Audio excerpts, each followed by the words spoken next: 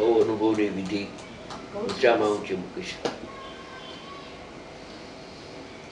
જ્યાં ફરમાવો છો ને ફરમાવી રહ્યા છો એ જ વાત છે એમાં, બીજી વાત નથી.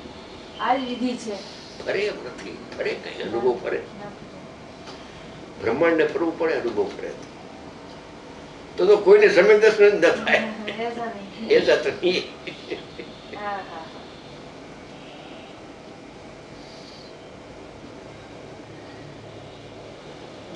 જ્યારે પ્રતિભાસ થાય છે ત્યારે નિષેધ ચાલે છે બેન. बराबर. प्रतिभास न हो तो विधि निषेध है नहीं. नहीं तब तो बात ही नहीं है विधि निषेध की. प्रतिभास है उस समय क्या जानने में आता है, उस समय गायक जानने में आता है.